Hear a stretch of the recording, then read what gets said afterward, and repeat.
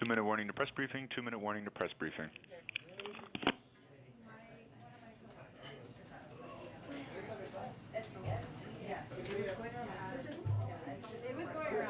Yeah, it's changed a little bit. I know. Yeah. Yeah, you have to forget it. Oh, you yeah, have to forget you the have to forget it. network. Yeah. I'm such an idiot. Wow.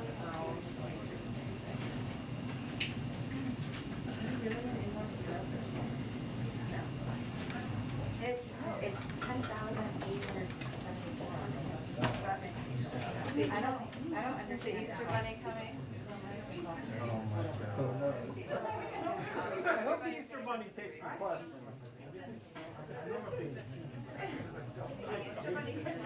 Hello, Ed. Hello. Here. Here we go.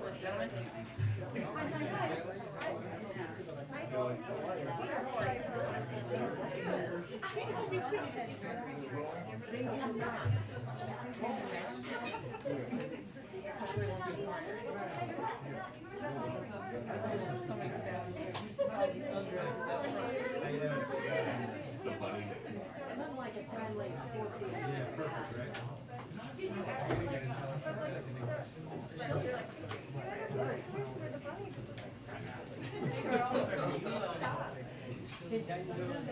No.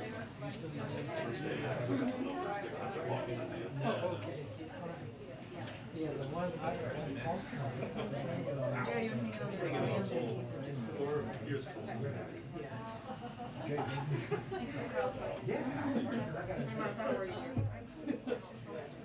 Yes, Nancy. I like your internal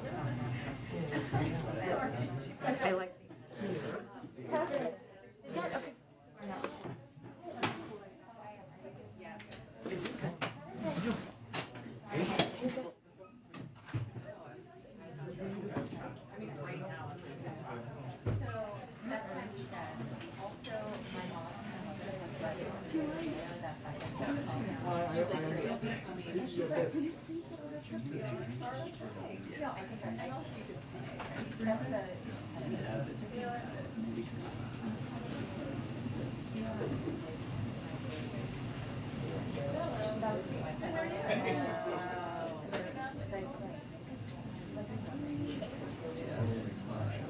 Pictures of those flower cutouts where people could have their pictures down low.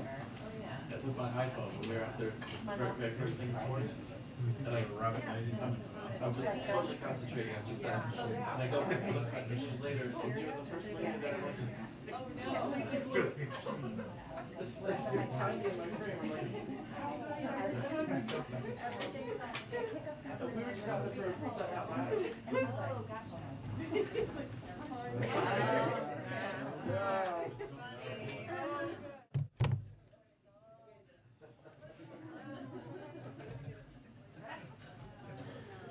Is that the new press secretary? Who knows who's under here? No more bunny business. That's the line we worked on. Do you guys like it? Okay. Thank you for joining us, Easter Bunny. Are there sticks and carrots? Oh, Kelly. Coming with the fire today. I like it. Okay. A couple of items for you at the top. Happy Tax Day to those who celebrate, which we hope is everyone in the room. Bring back the bunny. As part of Tax Day, we're highlighting the real difference between the president and congressional Republicans. President Biden has a simple philosophy. The middle class deserves some financial breathing room, which is why his economic plan would give tax relief to tens of millions of families who work hard and deserve a little extra cushion each month. And the president believes billionaires should pay their fair share so we can invest in our economic future and cut the deficit. That's why he's calling on the top 1% of the top 1% to pay a minimum tax of 20%, when right now the wealthiest families can pay a lower average rate than teachers. And let me be crystal clear, the president will not raise taxes for anyone making under $400,000. The congressional Republican plan, however, as Senator Rick Scott outlined, couldn't be more different. Republicans on Capitol Hill are more than happy to pass a nearly $2 trillion tax giveaway to the wealthy and big corporations under the previous administration. But now, led by Senator Scott, Republicans want to raise taxes on the middle class, with one independent analysis showing their plan would hike taxes by an average of around $1,500 each year on 75 million American families, 96% of whom make under $100,000. That's the plan of congressional Republicans: tax hikes for the middle class, tax hikes for the wealthy and big corporations. President Biden disagrees. It's time to put the middle class first. Tomorrow, as you may know, the president is traveling to New Hampshire to highlight infrastructure investments to modernize our nation's ports and waterways and discuss how these investments will strengthen our supply chain, support local economies, and help cut costs for American families. American ports are a cornerstone of the United States economy, but outdated infrastructure and the COVID-19 pandemic have strained their capacity and jeopardized global supply chains, which has caused delays and passed costs directly to consumers. Thanks to the bipartisan infrastructure law, we now have $17 billion to upgrade, repair, and maintain our nation's port infrastructure. As the president continues to use every tool to help bring down prices for Americans, investments that strengthen domestic supply chains and move goods faster and more efficiently are critical to lowering costs for families. So during his trip tomorrow, he will visit Portsmouth Harbor, which is the only deep water harbor in New Hampshire and handles approximately 3 million tons and nearly $2 billion of cargo a year, including critical materials to support the local economy and clean energy production. The port recently completed a project to widen the harbor's turning basin and will receive funding from the bipartisan infrastructure law to maintain safe and efficient operations along the channel, both crucial projects to accommodate larger ships and heavier loads of cargo. Also wanted to note a bunch of scheduling things today. Today, we are pleased to announce that we will co-host the second Global 19 Summit virtually on May 12th, alongside Belize, Germany, Indonesia, and Senegal. The virtual summit will redouble our efforts to end the acute phase of the pandemic and prepare for future pandemics and other health threats. Our role in co-hosting the summit continues to highlight American leadership in the global COVID response, with our provision to date of more than $19 billion in health, humanitarian, and economic assistance, and our commitment to providing 1.2 billion vaccine doses to the world for free, of which we've already delivered more than 500 million doses. And while we are dedicated to continuing to lead the global COVID response, we also need Congress to urgently do its part to fund the global COVID response. We have requested a supplemental funding package for our most urgent needs to get shots into the arms and to provide life-saving tests, treatments, and supplies. And we will obviously continue to work with Congress on getting that funding when they return.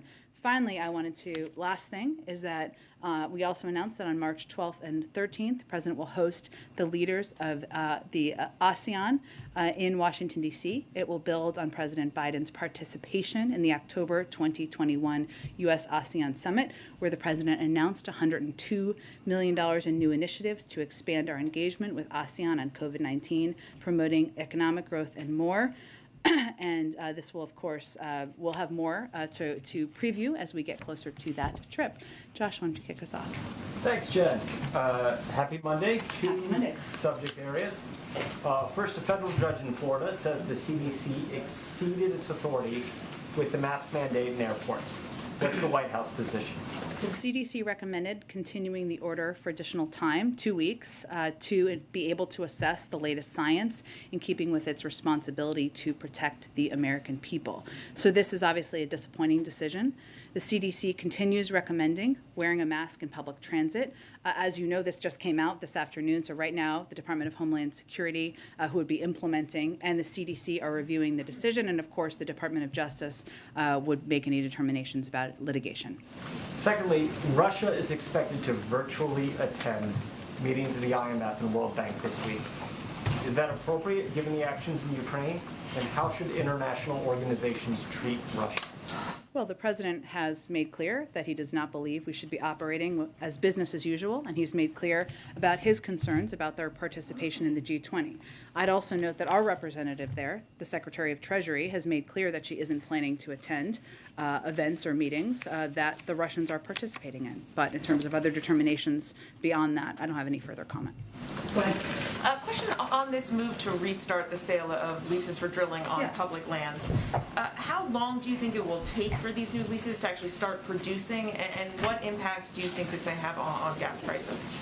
Well, let me first say that today's action, as you know, but for everybody, was the result of a court injunction that we continue to appeal, and it's not in line with the president's policy, which was to ban additional leasing, because one, we need to move towards a more clean energy economy, which he strongly believes in, but also because there are 9,000 permits unused on lands that could be tapped into by oil companies, and we don't feel they are needed. In terms of how long it will take to get up drilling because of the court action, I don't have any assessment on that from here. I would just note that we are going to continue to fight this court injunction that is forcing our hand in allowing this to proceed, even as we have taken actions to reduce by 80% the areas to lease and impose stringent environmental standards. The president has promised to slash greenhouse gas emissions in half by 2030. Now you're having to expand production of fossil fuels when you promised to curtail them. Congress, as we know, has yet to act on many of your climate proposals. Is the president's ambitious climate change goal and agenda still attainable, or are these new leases going to undercut that pledge? Well, again, these leases are not in line with our policy or the president's view. Whether it's your, policy or not, I mean, this is the situation that you're in. It is, and we're going to continue. There's obviously we're going to continue to fight this legal action. But I would say that the president remains committed. Addressing the climate crisis is one of the 4 pillars that he came in. He ran on as president, and he will continue to fight for. One of the reasons that this was so troubling to him is because he is so committed to that objective as president, and we have continued to propose a historic investment in addressing the climate crisis, something that we will continue to discuss with Congress. So there are a lot of ways to get there, that we will continue to work with Congress to take actions, but he has also not hesitated to take actions himself through his own authorities to take actions to help our climate. But are you still confident that goal is achievable? We are continuing to pursue it, and we're going to continue to do everything we can to reach it. Go ahead, Steve. Oh, thank you. House Minority Leader Kevin McCarthy is saying President Putin probably would have backed off from invading Ukraine if President Biden had shipped weapons to Ukraine sooner. Does the president feel he should have acted sooner? Well, first, just for fact's sake, we sent a record amount of security assistance to Ukraine during President Biden's first year in office, more than any other president in history. And we shared a significant amount of intelligence with Ukraine about Russia's intentions and military movements, as you all know, because we've talked about it in here. $3.2 billion total, $2.6 billion since this conflict started.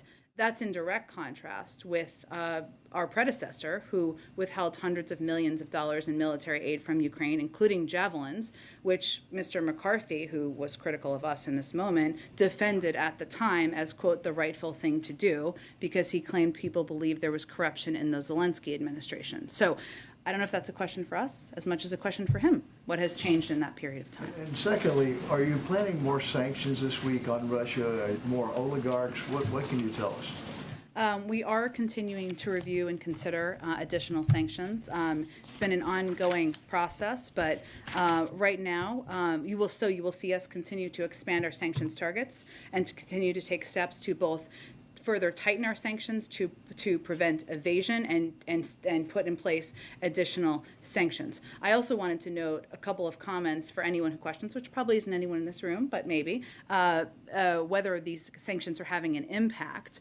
One is by the chairwoman of the Russian National Central Bank, who said these sanctions are, quote, will now begin to increasingly affect the real sectors of the economy and, quote, practically every product. She also said that, quote, that sanctions are being tightened almost every day and, quote, the period during which the economy can live on reserves is finite, meaning these are really having the squeeze that the president, the Secretary of State, the Secretary of Treasury, and others have conveyed. But we are continuing to to review, and I expect we'll have more in the coming days. Go ahead. Just to quickly follow up on the mask mandate being voided by this judge, what is the White House's assessment of what that means for travelers today? Well, it just happened this afternoon, and so the Department of Homeland Security is obviously oversees the implementation of this, and they're reviewing it as we speak. So it's still in place right now? They're doing it as we speak. It just came out this afternoon, and if there are any updates while I'm out here, I'm sure we can provide them to all of you. Okay. And President Zelensky told Jake Tapper yesterday that he wants President Biden to visit Ukraine, and he believes that he will. You said last week there were no plans being made for President Biden to go. Is that still the case? That has not changed.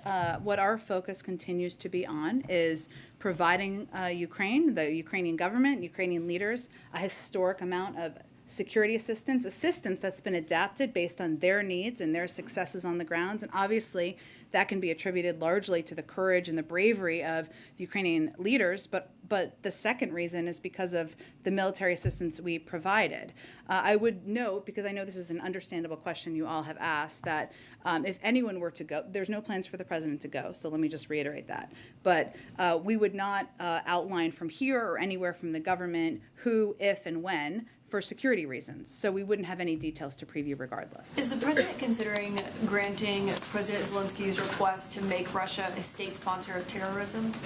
So that is a process that, it's an authority that obviously exists within the government and at the State Department. And in order, just broadly speaking, for any country to be designated a state sponsor of terror, and there's only 3, North Korea, Sudan, and Iran at this point in time, just for your full perspective, the Secretary of State would need to determine the government of that country has repeatedly provided support for acts of international terrorism, and these, of course, designations are made after a careful review. So while we have those authorities, I don't have any update on that or prediction of that. That assessment would be made by the State Department. What I would note, which I think is important, is that for the countries that have been designated state sponsors of terrorism, so I named a couple of them for you, that the 4 main categories of sanctions that result from designation under these authorities include restrictions on U.S. foreign assistance, a ban on defense exports and sales, certain controls over exports of dual-use items, and other financial restrictions.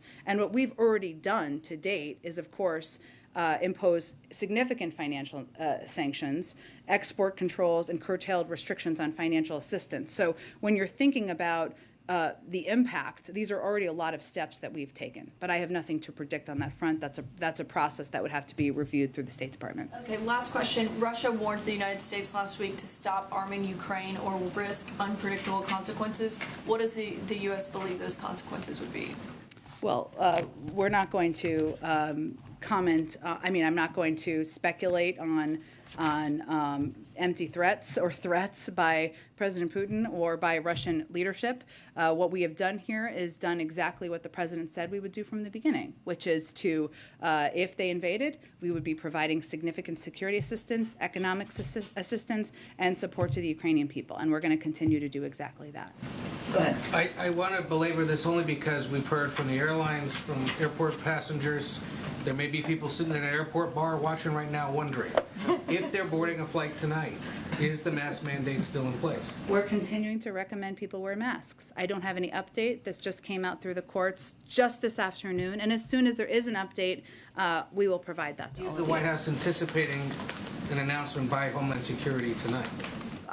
They are assessing it right now, and as soon as they have an assessment and an update on additional steps, they'll make that available. But if the DOJ, say, doesn't stay the order tonight or first thing tomorrow morning, are passengers I understand why you're asking, and certainly no one here is trying to provoke uncertainty with passengers. We also think the mask mandate should be in place and that it's safer for individuals who are flying to continue to wear masks. So we would say to anyone sitting out there, we'd recommend you wear masks on the airplane. And then as soon as we can provide an update from here, hopefully soon, we'll provide that to all of you. 2 more related CDC things. Yeah. In the ruling, the judge said that she accepts the CDC's argument that masks limit COVID spread. But that alone is not sufficient to overcome what she concludes is a rule that exceeds the agency's authority to put it in place. The administration believes otherwise, right? Otherwise, we wouldn't have put it in place to begin with.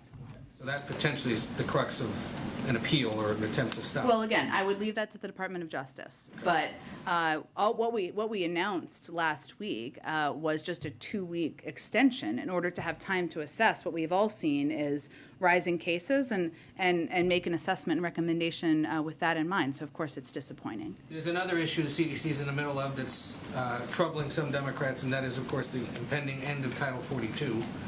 Gary Peters, who chairs the Homeland Security Committee, another Democratic senator today suggesting he has doubts about ending Title 42. Says that Secretary Mayorkas is scheduled to be there for a budget hearing, I believe, later this month or next month. What more, though, is the administration sharing with these Democrats and Republicans, but notably a handful of Democrats who say they don't see a firm plan, they want more details, and the administration seems to be rushing into this with no sense of what the repercussions could be? Well, I think it's important to remember this is not an immigration authority for anyone who has concerns about it, nor is it an immigration plan. We've never said it was. It is a health authority that Congress gave the CDC authority to make a determination about whether it needs to stay in place or not. There is no question we have a broken immigration system. There's more we need to do. We've been saying that from the first day the president took office. And anyone who wants to work on that, Democrats, Republicans, anyone, how we can put smarter security in place, how we can have an asylum processing system that works, we would love to do that. But what is happening right now is they're essentially holding hostage funding for COVID. And we are going to run out of funding, we are already running out of funding, for key programs. So our issue here is let's move forward with the COVID funding. We're happy to have a discussion about the broken immigration system. We agree it's broken. Let's work together on addressing that. You say that because there's this amendment to the COVID plan that would put it. I say that because that's the root issue here, isn't it? I mean, anyone who's raising concerns, they're tying it to the COVID funding. Republicans are, but you got a handful of Democrats who aren't necessarily supportive. I understand that, but we're also happy to work with anyone on immigration reform and any concerns they have. But it sounds like the answer is, if you've got concerns, you, Congress, do something about it. Well, here's what happens on May 25th once Title the president put forward a bill his first day in office. It's not you do something about it. Let's work together on it, and we're happy to do that. You have different ideas. You want to talk about how to move this forward. Let's do that. At the same time, what's happening is this COVID funding, which means people who are uninsured are not going to be able to get access to treatments, to vaccines. We're not going to be able to get the 4th booster shot to everybody. We're not going to be able to get the treatments for immunocompromised. So that's where we're at, and that's why it's important to move that funding forward. And yes, our system is broken. Let's address it. But this is a health authority, not an immigration authority. Go ahead. Thank you, Jen. You said about this mask ruling out of a federal court in Florida that it's a disappointing decision, and you say you continue to recommend that people wear masks.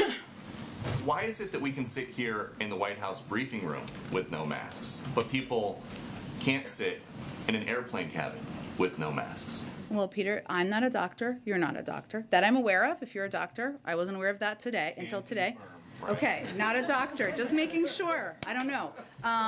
And nor do you play one on TV. Nor does he play one on TV. There you go. Most days.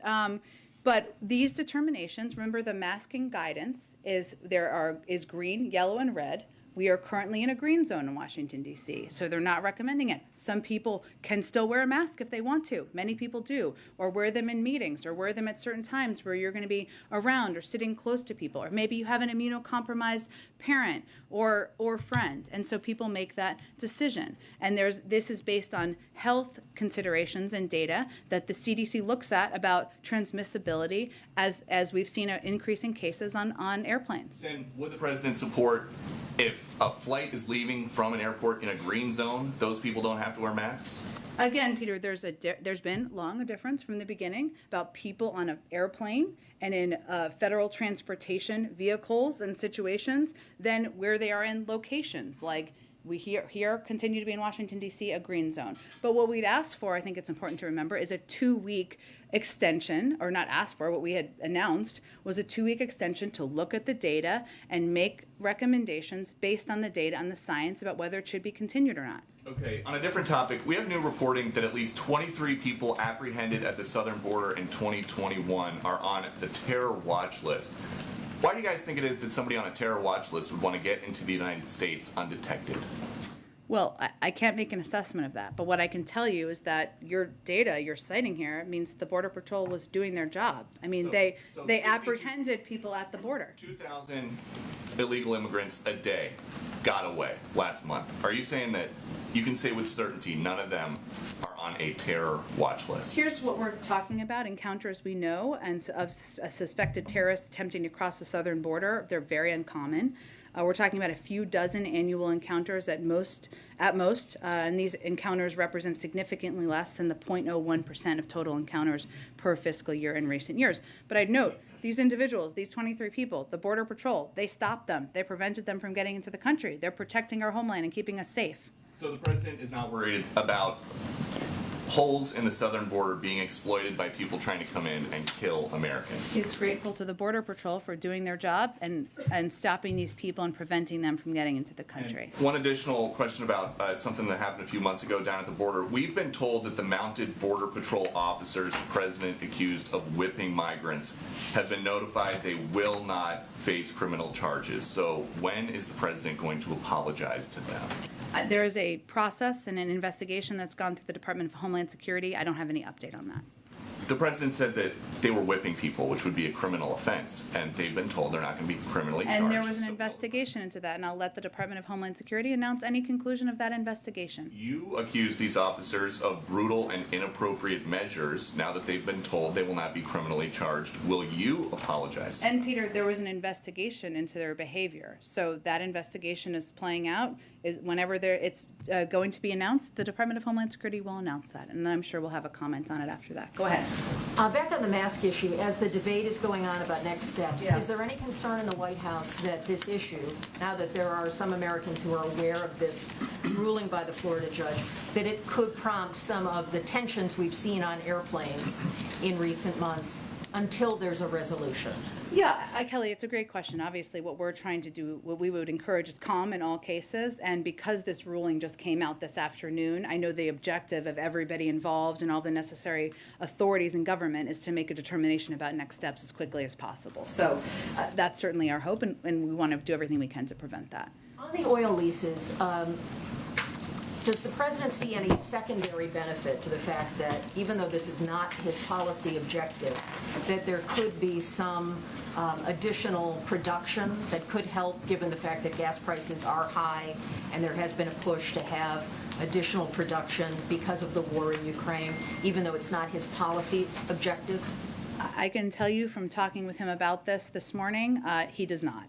He believes that, as he announced, and he remains committed to the ban he called for on the expansion of leasing on federal lands, in part because he wants to move toward a clean energy economy, and he's very committed to that and address climate change, but also because there's 9,000 unused leases that can be tapped into and used, and we certainly have encouraged oil companies to do that to help address, exactly as you said, the need to get more supply in the marketplace. Does he see this move by the Department of Interior as going against his campaign pledge? Well, he knows that it was the result of a court injunction, as you heard Secretary Holland say, and so it was her hands were tied in many ways, as they can be by legal requirements. But what they did, which he certainly supported, was take steps to reduce by 80% the areas to lease, and they also imposed stringent environmental safeguards in order to take additional steps, even as the court injunction made them take these steps. You did not mention Cuba as a state sponsor of terror. Should we read into that? I did not mean to not mention them. I wanted to cite some examples just to give people a sense of how few there are and what kinds of countries. I wasn't meant to. You're not lifting them. I'm not announcing new policy. No, I'm not. I'm not announcing new policy. I just wanted to give an indication of what that is and how limited the number of countries are. Go ahead. Thank you. This is a question that comes from one of my colleagues who's reporting in Ukraine right now. He is wondering, as conditions in Mariupol continue to disintegrate, is the United States considering any creative ways to help the Ukrainians who are under siege? For instance, sending in third country planes or planes from a neutral organization like the Red Cross to get relief in there. So you mean humanitarian relief? Yeah. We are engaged with surrounding countries, with aid organizations, about a range of ways to get aid and assistance in, and obviously from the start of this, if there was an allowance or an implementation of these humanitarian corridors, it would have helped enable. But we can't talk about a lot of those things from here, but we are going to continue to take steps to provide humanitarian assistance in every way that we can. I would note, you didn't ask this question, but just one other little update. There were 4 planes that arrived of military assistance over the course of the weekend. Another one is supposed to arrive today, if it hasn't already, from the $800 million package the president announced. So just to give you a sense of our efforts to continue to get more assistance in. And completely unrelated, but today on a background call about climate policy, an administration official said that the White House is in touch with a wide range of members of Congress about a reconciliation package.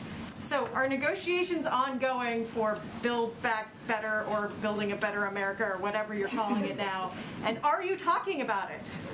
We are talking about it, whatever you call it, a reconciliation package, including getting a historic investment in climate, including lowering the cost of child care, elder care, and health care, taking all of these steps that the president has been committed to. These conversations have been ongoing over the course of the last several months. And is Joe Manchin involved in those conversations? Who are you talking to? We're talking to everybody across the board. I'm not going to name all the names, but they're all included, Democrats across the board who want to get this done.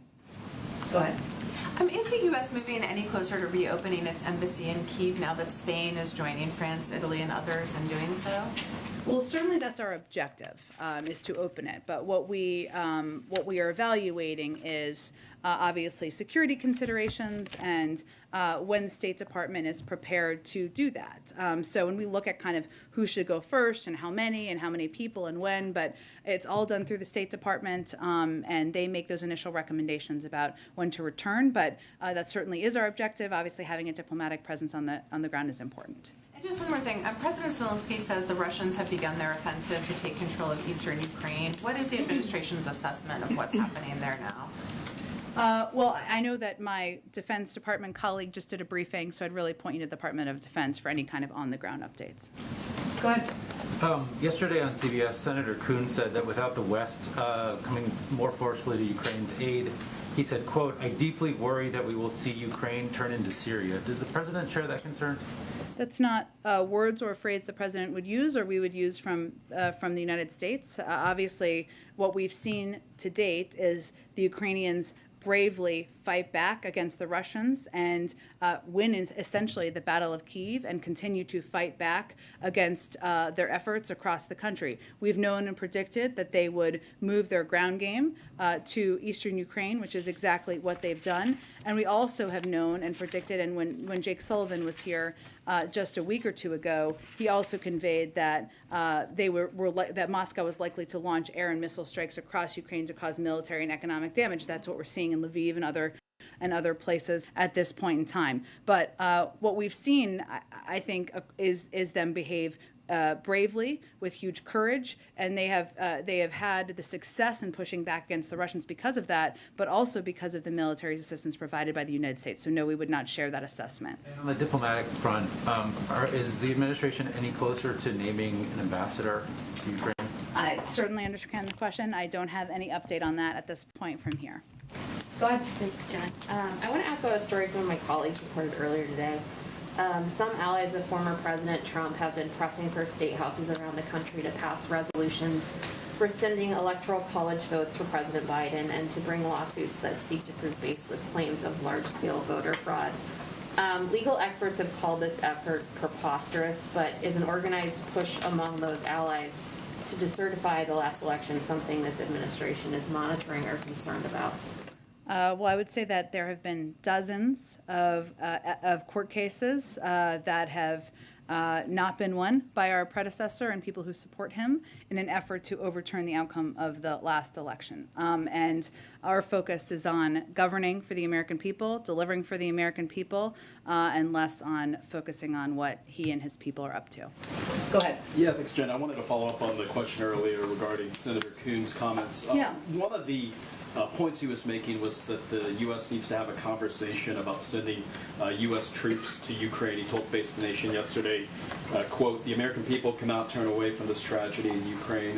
I think the 21st century turns on how fiercely we defend freedom in Ukraine, and that Putin will only stop when we stop him."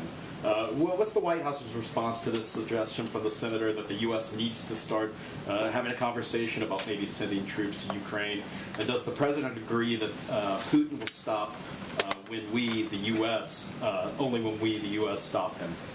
Well, what I would say is, one, Senator Coons is a close friend of the president's and the administration, and we just respectfully disagree with his proposal.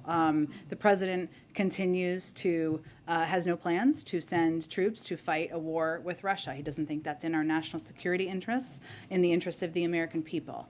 And so what our focus has been on has been obviously providing this historic amount of security assistance, military assistance, weapons to the Ukrainians that has helped them effectively fight this war, and economic assistance as well. This is also strengthening their hand at the negotiating table, even while we are putting in place a historic package of economic sanctions that, as I noted earlier, even the head of the Russian central bank is noting the devastating impact of these sanctions on the Russian economy. So that has been our strategic focus. Of course, we support the Ukrainians in every way possible, but the president is not going to fight a war with Russia. Go ahead. The president has done or will do a lot of travel in recent days to places where so-called House frontliners are running for re-election. And I wanted to know if you could talk about how much political considerations are weighed or taken into consideration when the White House decides where to send the president. And also, if what kind of an impact you think, if any, will his discussion and promotion of things like the infrastructure law will have on voters as well? Well, I'm always careful about what I get into about politics from up here. I've learned my lesson. But what I will say is that the president is proud to go out in the country in blue states, red states, purple states, to talk about his agenda, both what he has achieved, including the bipartisan infrastructure law that is rebuilding roads, rails, and bridges, and replacing lead pipes around the country, expanding broadband access across the country in communities, no matter what your political party is. And he's also proud to go out and talk about his economic agenda that he's still fighting to get passed, which includes childcare, healthcare, elder care, and reducing costs. And his view is that for anyone out there, when they're out there, senators or members of Congress who are going to be talking to their communities, that standing up for his agenda and standing up for this agenda that will make the American people's lives better is a winning argument. So I would say I'm not going to overly note the political sway of districts or states, but he's always said he wants to be the president for all people, govern for all people, and that means talking about his agenda in red, blue, and purple states. Go ahead. Jennifer, going back to coronavirus, some of us recently here and around the country have been taking home tests to diagnose ourselves. And when those come up positive, those aren't always reported to public health, and sometimes they can't be. Sometimes they won't even accept that. Mm-hmm. Do you believe that we have an accurate sense of the spread of the coronavirus right now? Well, I think what's important to remember is that how CDC continues to track COVID cases that are reported, they do it really through hospitalizations and death. And those numbers around severe disease come directly from hospitals and states. And what we're seeing through those is that we're at the lowest level of hospitalization since the start of the pandemic. I believe we're still at that point in time. So we certainly encourage people to share their test results and contact their doctor because they may be eligible for Paxlovid or any other therapeutics. But beyond that, as I think I would note when we put out the president's 100-page plan, we noted that our focus was really on hospitalizations, deaths, and severe cases, even as we're encouraging people to report testing for contact tracing and other purposes when they test positive. On Title 42, there is a bipartisan group of senators, including Sinema, Manchin, some who are at risk, including Senator Kelly, who are proposing the idea of letting the Surgeon General certify when the public health emergency has ended. Is that something the president would consider, and then why or why not? Well, Congress gave the CDC the authority, so. This would be a change In that, and I'm wondering if you're open to that idea. Well, I don't have any prediction of that at this point. The CDC is the public health authority for the country, so I don't have any more predictions for that. Go ahead. Japanese Prime Minister Kishida just announced Japan taking in a group of refugees, which is really a big deal for Japan. And the Foreign Minister Hayashi flew back a group of refugees from Poland to Japan. Is the administration aware of that? And then also with the trip to Japan next month, any update on whether an interview with the president is in offing? It's an interview pitch. Okay. I said, an interview with whom? I like your style. We certainly welcome and applaud the actions of Japan, the Japanese leadership, and are grateful to their steps in taking in refugees and their humanitarian support through this conflict. And they're an important partner, as you know, and have been a part of important meetings on the conflict in Ukraine in recent months, including on the president's last trip to Europe. I will certainly take under advisement your request. Go ahead, Eugene. Thanks, Jen. There have been kind of a growing rumblings among economists about the R word, recession, that coming possibly. The R word. The R word. I was like, where are we going with this? Yes. And I guess I'm just curious how the administration is viewing the possibility of that and what kind of conversations are happening right now about a possible recession. Well, we continue to believe, our economists most importantly, that the United States economy will deal with challenges ahead from a position of strength because of the president's economic plan. It's important to remember we created more jobs last year than any other year in history.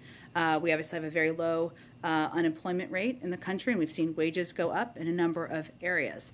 I would note that there was a Goldman Sachs, we may be referring to this, the Goldman Sachs analysis, and even in their analysis, they said, quote, "We still do not see a recession as inevitable. However, particularly since the Fed's goal of cooling the economy while avoiding a recession will be helped by post-COVID normalizations in labor supply and durable goods prices." So our view is we're in a period of historic job growth, strong business investment, strong consumer and business balance sheets, and normalizing supply chains. Those are all good signs for the economy, but obviously we'll continue to monitor any concerns we have about where things are headed. And if inflation continues to rise, what are the concerns about that? It feels like that would make it a lot. Well, the Federal Reserve continues to project that it will moderate by the end of the year. And we support their steps they've announced to recalibrate, and we've already seen some of those actions taken, but really it's under their purview, so we would point to their projections. Go ahead. So just a follow-up on Title 42. The issue that Democratic senators have brought up is that there isn't a detailed plan, they think, to deal with the expected rise in migrants at the border. So does the White House feel confident that the administration has the necessary resources an operational plan in place to process and house and transport migrants? Well, I would point you to the fact that the Department of Homeland Security put out a plan that they briefed members on when we announced the timeline or the implementation period, an extended period that wasn't immediate at the time. That includes surging resources and making sure we had the type of resources available to meet any needs. So they did put out a preparedness plan at the time, but we're going to have continuing conversations, and we certainly welcome any engagement to do that. Our issue is more the hooking it with COVID funding because of the devastating impact that would have on communities across the country. And just another question on a Times op-ed that Senator Warren wrote today, saying that Democrats need to deliver on more of their agenda in order to keep the majorities in Congress.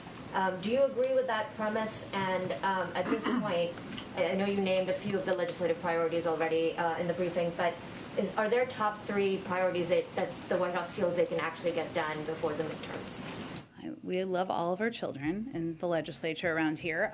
What I will say is that, we've talked a bit about steps to lower costs, which I know Senator Warren, of course, strongly supports as well, for childcare, for health care, for elder care, for prescription drugs. These are no-brainers for most people in the country, and also making the tax system more fair. We think those are all issues that Democrats, but also a lot of people around the country would love for us to do more on and love to talk about more. We, of course, as I've stated a couple times in this briefing, want to get COVID funding because we think it's essential so that we can continue a lot of the programs that have had such a huge impact on people's lives, including for the uninsured, including in making sure we have boosters for fourth boosters for every American who wants them whenever people are eligible, including being able to buy enough Evusheld and treatments for the immunocompromised. That's hugely important to us. And then, of course, we want to get the Innovation Act passed because we believe that that's something that should have bipartisan support, and we want to make sure we have manufacturing here in the United States, something that can make us stronger over the long term. There are many other things, but I would say those are a couple of the things that we will continue to fight to move forward on. Yeah. With the premise that the administration and Democrats in Congress need to get more done in order to have a shot at the majority. I would say I'm not going to make political predictions from here. What I will say, though, is that everybody looks at a choice and what each party is fighting for, is advocating for, has gotten accomplished, but also what their vision is for the future, and we're proud of our vision. Shen, to go back to the virtual COVID summit, you just mentioned again the need for Congress to approve COVID funding. Does the White House see that date, May 12th, for the summit as a deadline for Congress to get that funding approved? We don't, but we just see it as a reminder of how important it is that to continue to take steps to be the provider, the arsenal of vaccines to the world, something we have already done since the last summit.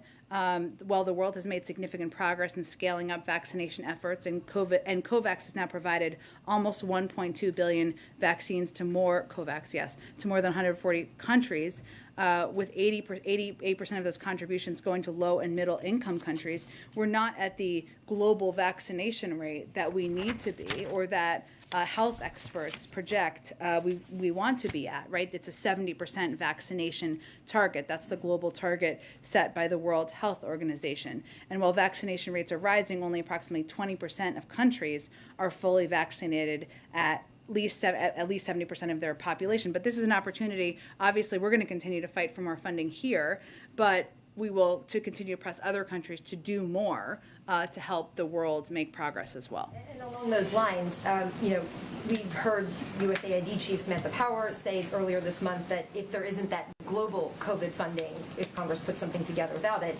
that the U.S. would have to turn its back on the countries that need urgent help to boost vaccination rates. Will it be difficult for the U.S. to take a lead at a summit like that if that funding has not come through? Well, we are far and away the leader in the world. That will not change between now and the summit, regardless of funding. However, we want to continue to be providing not just vaccine doses, but also the know-how and equipment and supplies that countries around the world need.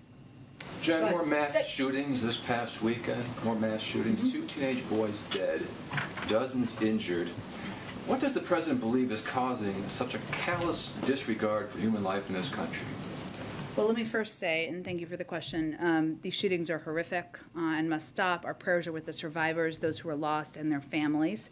I can't attribute, obviously this just happened over the weekend, the reasoning. But what I can tell you is that it's a reminder of the need to take more steps to stop gun crime, something the president has strongly supported and advocated for for decades in public office, cracking down on gun traffickers, putting more cops on the beat, investing in community anti-crime programs, and of course also confirming a very qualified individual, Steve Dettelbach, to lead the ATF. But aside from laws, what does the president have in mind, if anything, a plan to improve, to get people to respect life more, to respect other human beings? Laws aside, you can't legislate morality and values, right, in human life. Does he ever talk about that openly to you or anyone else? I think every time that you've seen the president talk about shootings, the impact on families, on human beings, on loved ones, on communities, he talks about that human impact.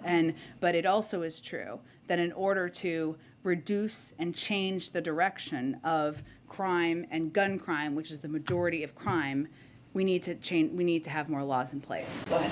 Thank you. Texas Governor Abbott said that, quote, financial pain was necessary to get officials to take action on illegal immigration. Is there any sense that those border inspections did cause financial pain, that there was any disruption to the supply chain or anything like that you all are tracking? Well, I don't have an extended summary analysis. What I do know is that you don't have to look farther than the comments made by business leaders, trade organizations of all political stripes and parties, and their opposition to the unnecessary additional steps that the governor was implementing. And there's $1 million in trade crossing over the U.S.-Mexico border every minute. So there's no question that putting these unnecessary inspections in place, which resulted at the time in the drop in commercial traffic of up to 60 to 70% in some ports, was having a huge impact on the local community, on businesses, and that's why so many people were so outspoken about it. And just quickly, do you have an update on the plan for Ukrainian refugees? Will it be a parole program like you had for Afghans or any other? Yeah, I certainly understand the question. I don't have any update in this moment. That's exactly the type of program, but there are a lot of considerations, so hopefully we'll have more soon. Go ahead. Thank you, Jen. Does President Biden have confidence in Senator Dianne Feinstein? Confidence in Senator Dianne Feinstein? Yes, she's a longtime friend, a proud public servant, and someone he has long enjoyed serving with and working with. And after that report came out last week questioning your health, did the president reach out to her at all? I don't have any updates on private conversations. Thanks, Jen. Thanks, everyone.